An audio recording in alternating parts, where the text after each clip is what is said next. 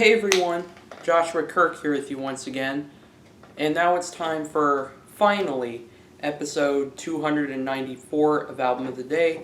As you know, this is my first album review I've done in months, the longest time I've spent not doing an album review here on this channel. It was because earlier in the year, with school and other things kind of, filling up my life, I felt it was necessary that I do a video on what to expect in 2022, so that's why earlier this year in February I did that sort of video.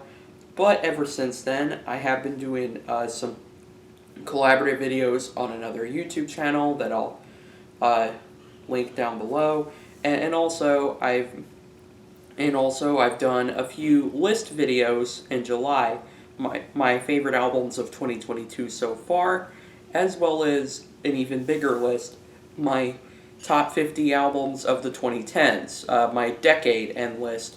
So if you are interested to watch those videos, you can find them here on my channel. So that's basically what I've been up to lately, but I'm finally back to do another album review for you guys. So today's artist is a country singer-songwriter who first kind of emerged in the late 2010s and became pretty well known for, his look with the masked face and things like that, and also how he was making music very much inspired by old school country music from the 50s, 60s, and 70s. And he sort of continues in that lane a little bit on this album, albeit with more expanded production and a much more cinematic sound. And originally from South Africa, then as well. And I am talking about the artist known as Orville Peck. And I'm here to review his newest album, which came out on April 8th, 2022. The album is called Bronco, and as you can see, I have the vinyl here, which I bought at Ka-Chunk Records in Annapolis, and this is an album I've been wanting to talk about for a little while, and I've done some collaborative videos with my friend Brian, and we do a series called What's on Repeat. I thought about talking about this album on there, but of course I ended up talking about different stuff on our latest episode for April and June, but I feel like that was the right decision because I love this album so much that I felt it was more, it felt more apt that I do an entire video on my own channel dedicated to this album because of how special it is. And obviously I will go into a little more detail as to why, but first I do want to show you the way the vinyl looks like I do in all my videos. And here it is, the owl cover, which fits, I think, the vibe of the record perfectly. And then here's the back. There's 15 tracks on this album, and it's over 53 minutes. And this is also his debut album for Columbia Records. I know he put out a little EP on there as well, but this is his true major label debut, I think. And here's the gatefold, which I always love seeing a gatefold in my records.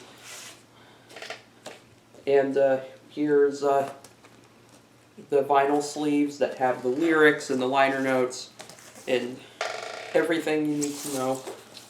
And here's side A and side B.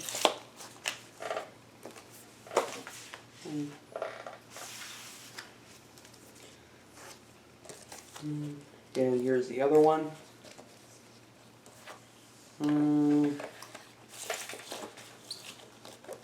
Side C and side D.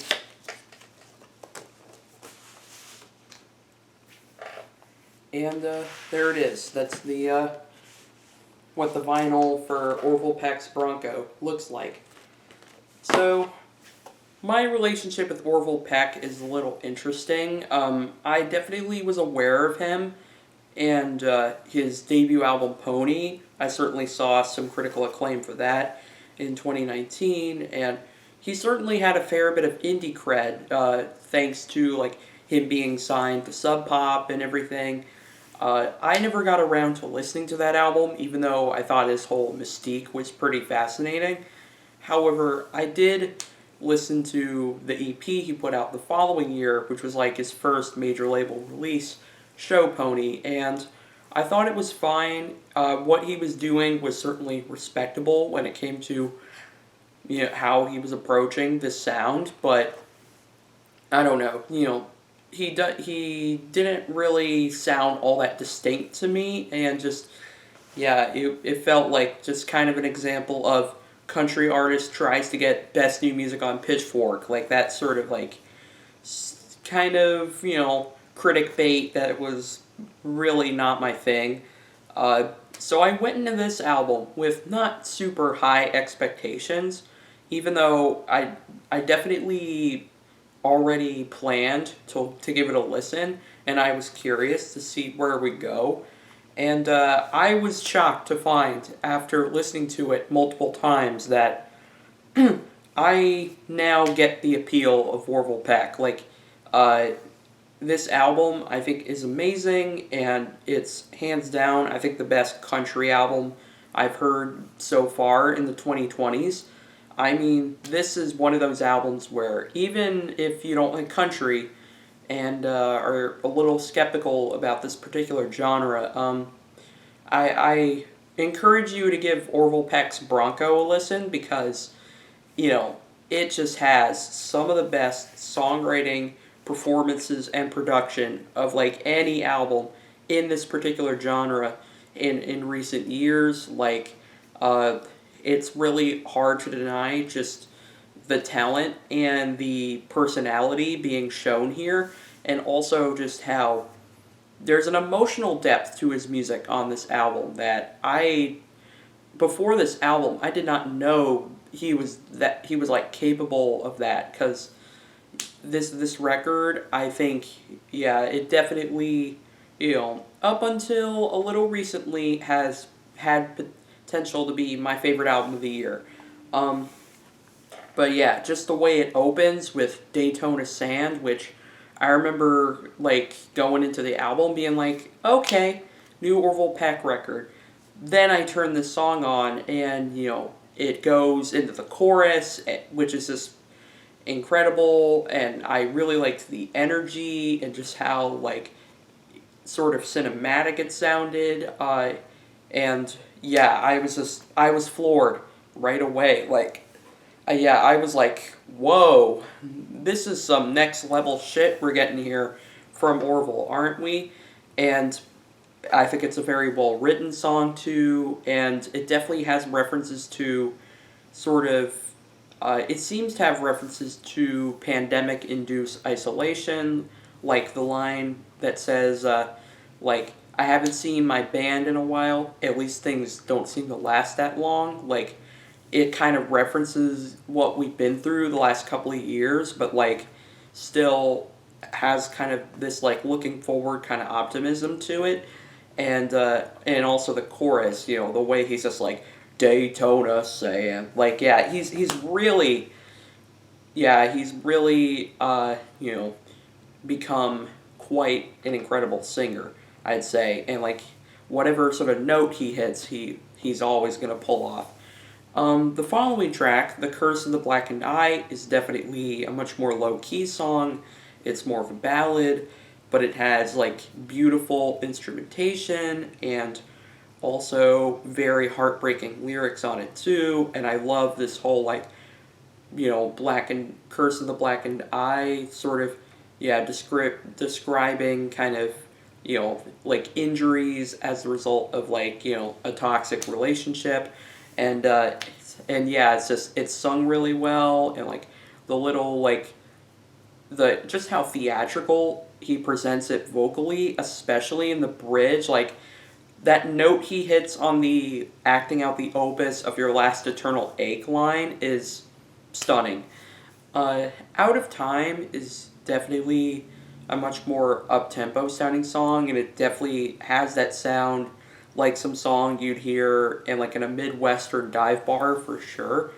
But still very well written and performed and formed, and yeah, there's some clever little quips going on in the lyrics, like the line about like that line that goes, she says she don't like Elvis. I tell her I want little less conversation, please.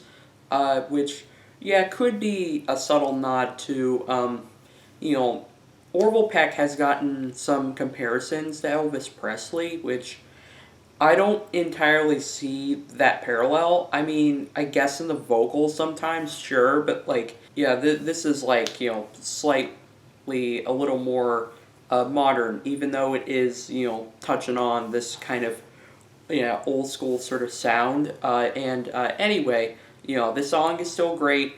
Yeah, it's sung really well, and I love the little guitar and pedal steel solos near the end. And yeah, it's a great one. Lafayette is definitely a much poppier sounding song. The guitar textures on this one are definitely glisten and just sound like gold for sure, and that is a compliment, by the way. And I love the drums on it too. They give the song this great sort of like galloping drive that I really like a lot, and and I like how this song could be interpreted in a couple of different ways. It could be, about a place that Orville has been to and kind of his relationship with it, or it could be like relationship with, someone in his life, and you know, however you want to interpret it is up to you. But like, regardless where you stand on it, it's still a great song that has a phenomenal energy to it. And then there's Come On Baby Cry, which is definitely, I think, probably the most over the top song on the entire album. I mean, even the lyrics on this song, which, yeah, like the lyrics aren't like, it's definitely not the most like in depth song lyrically, but but with the way he presents it, like it still is very effective, and it really makes me feel something, especially in the chorus where he's really letting it out vocally, which is sort of like how the message of it is, sometimes we all have to just let out all our emotions because they matter to us, and it's therapeutic to do it. And yeah, it's just very lushly produced, and yeah, it may be like pure camp, but it is really good pure camp. Like I'll give it that. Um, then the following song, Iris Rose, definitely also has some of those cinematic elements, albeit not quite as over the top. But I love the way that I love the brush drums, and then the way those horns enter like midway through the song, along with the banjo too. And yeah, it also has this great kind of sort of old school pop sort of vibe to it, which, yeah, this is really proof of he's definitely expanding his sound to, kind of create maybe not like a country crossover, but more like, yeah, he's seamlessly, yeah, making this album maybe a little more accessible than his previous stuff, which I think he does to like great effect, especially when the lyrics on here are really well written. I mean, you gotta love a song where the first line is, Bez Valley never saw the day I would have wanted you to watch me play, but I hear the songs there are better. The song Kalahari Down is definitely a very direct sort of, kind of story about like how he was raised and stuff like that, and with just how cinematic and gorgeous the like instrumentation sounds with the strings and the twangy guitars and the drums, as well as those reverb slathered harmonicas like on the uh, intro and outro of the song. I just can't help but like envision it like a movie, like it feels like a movie listening to this song for sure.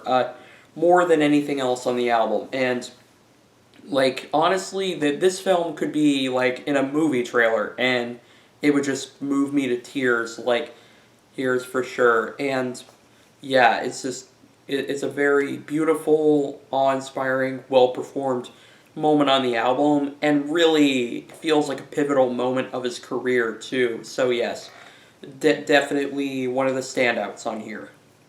The title track is, however, definitely a lot more raw and in your face. Like, it reminds me of some of the more rockin' tracks maybe you would hear Sturgill Simpson do, and that is a compliment, because I think he does this vibe really well, especially since he's so strong and powerful of a singer on here, and I love the energy of the song, and just like, yeah, it's a great little contrast with the more sort of, you know, heartbreaking or like low key moments on the album. Um, Trample Out the Days is a song that I at first was a little underwhelmed by. You know, I wasn't a huge fan of how drawn out it felt pacing wise or anything like that. But the more I've listened to it, the more I've come to really respect it. And frankly, I think it's one of the best written songs on the album. And I kind of get why it is paced the way it is, because this song definitely reflects on how, you know, we just tend to, you know, trample out days one by one, and we've certainly, you know, been doing that to a certain degree, like during the pandemic, like, you know, last couple of years, and yeah, the pace kind of reflects how the pace of the song, I think, reflects how kind of slow these last couple of years have felt, for sure, and and yeah, I just think the instrumentation is beautiful, and the vocals just keep my attention the whole time, and yeah, just the chorus is great, and that line in in that same chorus about, uh, you know, I hate to say that I spend it all on masquerades, like, devastating line right there, and that guitar solo near the end is, I think, pretty great too. The song Blush definitely sees more of these like kind of 60s pop influences really coming through, and I think it does it really well, and I think I love it's probably the catchiest song on the record. I mean, that guitar lead that you hear playing in the chorus, damn infectious. I will say that. And also, I really like how this song, you know, kind of talks about the unpredictabilities that come with in a relationship, and you know, there seems to be some references to betrayal in the song, yeah, with lines like "You left me alone by the and Thames," and I think it's sung really well, and just yeah, it's a great song, and definitely one of the more up-tempo sounding songs, even if, you know, the lyrics are definitely more on the serious side. Um, and then we get a couple of more sort of ballad type tracks after this point, one of them being Hexie Mountains, which is yet another song that I wasn't too crazy about on my first listen, you know, but you know, with the repeated listens I've had of this album, this song definitely has revealed itself to be very rewarding. I mean, just it's beautiful the way he writes a song about these mountains seemingly having a conversation with one another, like, and proving that even the environment around us, not just people, have feelings and emotions and have, you know, a life story to tell as well. And it's just, you know, done so beautifully with incredible vocals and just beautiful like acoustic instrumentation as well. Yeah, it definitely has this real campfire feel to it, but it still feels like very yeah, but it's still like emotionally captivating too, which is even more the case for the following song, Let Me Drown, which I'm going to say it, this is easily one of the best ballads I've heard this year. Like, it's just, no matter, this is one of those songs that is going to crush your heart no matter what sort of life you've had, pretty much. I mean, for one, it's immaculately produced. I love the pianos, the strings, and the way it sort of just blooms in the chorus. And Orville vocally on this song, like, holy shit, it's so,